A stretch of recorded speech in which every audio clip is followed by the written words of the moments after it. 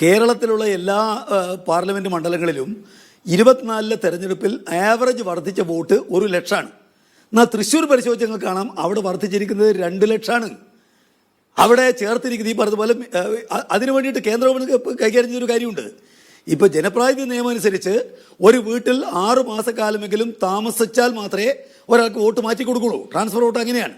പക്ഷേ 2023 കേന്ദ്ര ഗവൺമെൻറ് ഇതുമായി ബന്ധപ്പെട്ട് ഒരു ഉത്തരവിറക്കി. ആ ജനപ്രാതിനിധ്യ നിയമത്തിന് എതിരായിട്ടുള്ളതാണ്. എന്താണിത്?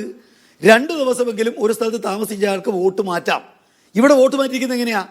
മിക്കവാറും ആൾതാമസമില്ലാത്ത ഫ്ലാറ്റുകളിലും കുറച്ചാളുകൾ മാത്രം താമസിക്കുന്ന ഫ്ലാറ്റുകളിലും ആ ഫ്ലാറ്റിൻ്റെ നികുതി ചീട്ട് വാങ്ങിച്ചിട്ട് അത് വെച്ചുകൊണ്ടാണ് വോട്ട് ചേർത്തിരിക്കുന്നത്. അപ്പോൾ കേവലമായിട്ട് ഇവിടെ കേരളത്തിലെ BJP മാത്രമല്ല, എന്ന് മാത്രം ആരോപിക്കപ്പെട്ടൊരു കാര്യം എന്താ? നരേന്ദ്രമോദി കേരളത്തിൽ വന്നതിന് ശേഷമാണ് ഈ പറയുന്ന വോട്ട് കൂട്ടിച്ചേർക്കൽ ഉണ്ടായത് എന്നുള്ള ആക്ഷേപവും ഉന്നയിക്കപ്പെട്ടിട്ടുണ്ട്. അപ്പോൾ ചെറുതല്ല പ്രശ്നം. BJPക്കാർ സംഘടിതമായിട്ട് രാജ്യത്താകെ നടത്തുന്ന ഈ തെരഞ്ഞെടുപ്പ് കമ്മീഷൻ ഉപയോഗിച്ചുകൊണ്ടുള്ള രാഷ്ട്രീയ പ്രവർത്തനം അത് കൃത്യമായ നിലക്ക് തന്നെ കേരളത്തിൽ നടപ്പാക്കിയിരിക്കുന്നു. തൃശ്ശൂരിൽ അതിൻ്റെ ഫലമാണ് സുരേഷ് ഗോപിയുടെ വിജയം എന്നുള്ളതാണല്ലോ കൃത്യമായ നിലക്ക് വന്നിരിക്കുന്ന കാര്യം. അപ്പോൾ ഇത് ഒറ്റപ്പെട്ട് നിൽക്കുന്ന ഒരു സംഭവമല്ല.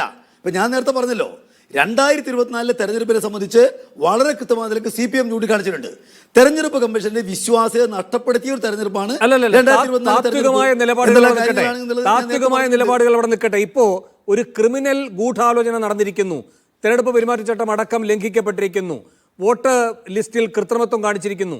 ഈ വിവരങ്ങളെല്ലാം വെച്ചുകൊണ്ടാണ് കോൺഗ്രസിന്റെ നേതാക്കന്മാർ ഒരു പരാതി കൊടുത്തിരിക്കുന്നത്. അതിൽ നിയമോപദേശമടക്കമുള്ള കാര്യങ്ങൾക്ക് വിടുകയാണ് ഇപ്പോൾ പോലീസ് ചെയ്തിരിക്കുന്നത്. അതിൽ എന്ത് നടപടിക്കുള്ള സാധ്യതയാണുള്ളത് എന്ന് മാത്രമല്ല പ്രകാശ് മാഷേ, ഒരു കാര്യം കൂടിയുണ്ട്. ഇപ്പോൾ അങ്ങ് ആ തൃശ്ശൂരിൽ ഈ തട്ടിപ്പുകൾക്ക് മുഴുവൻ ഈ അരങ്ങൊരുക്കിയ ഫ്ലാറ്റുകളുണ്ടല്ലോ, ഒഴിഞ്ഞിടക്കുന്ന ഫ്ലാറ്റുകൾ, അല്ലെങ്കിൽ മുഴുവൻ ആളുകളും താമസിക്കാത്ത ഫ്ലാറ്റുകൾ, അങ്ങനെയുള്ള സ്ഥലങ്ങളുണ്ടല്ലോ. അവിടെയൊക്കെ മാധ്യമപ്രവർത്തകർ പോവുകയാണ്, അവിടെയൊക്കെ തടയുകയാണ് ഈ ഫ്ലാറ്റിൻ്റെ അധികാരികൾ. ഗേറ്റിന് പുറത്ത് തടയുകയാണ്, ആരും ഇങ്ങോട്ട് വന്നത് പരിശോധിക്കേണ്ട എന്ന് പറഞ്ഞുകൊണ്ട്. അങ്ങേക്കറിയാമല്ലോ, ഈ പറയുന്ന മഹാദേവപുരത്തടക്കം കേരളത്തിൽ നിന്നുള്ള മാധ്യമപ്രവർത്തകർ പോയിട്ടുണ്ട്, വിവരങ്ങൾ കണ്ടെത്തുന്നുണ്ട്, അല്ലേ? കേരളത്തിൽ ഇത് സാധ്യമാകാത്തൊരു സാഹചര്യം ഉണ്ടെങ്കിൽ അതിന് മറുപടി പറയേണ്ടത് ആരാണ്? അല്ല, തീർച്ചയായും അത്തരം പരാതികൾ വന്നു കഴിഞ്ഞാൽ ആ കാര്യങ്ങളുടെ മേലെയൊക്കെ കേരളത്തിലെ ഗവൺമെൻറ്റും അതുപോലെ ആഭ്യന്തര വകുപ്പും കൃത്യമായി ഇടപെടും. കാരണം അത്തരം കാര്യങ്ങളെല്ലാം അന്വേഷിക്കാനുള്ള അധികാരം പൂർണ്ണമായിട്ടും മാധ്യമപ്രവർത്തകർക്കും ജനങ്ങൾക്കും രാഷ്ട്രീയ പാർട്ടികൾക്കും ഉണ്ടല്ലോ.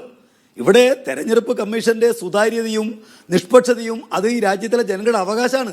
അതാരുടെങ്കിലും ഔദാര്യമൊന്നുമല്ല. അപ്പോൾ അത് നേടിയെടുക്കുന്നതിന് വേണ്ടി നടക്കുന്ന ശ്രമങ്ങളിൽ BJPക്കാർ ഇടപെട്ട് പ്രശ്നങ്ങൾ ഉണ്ടാക്കുന്നു എന്നുള്ളതിൽ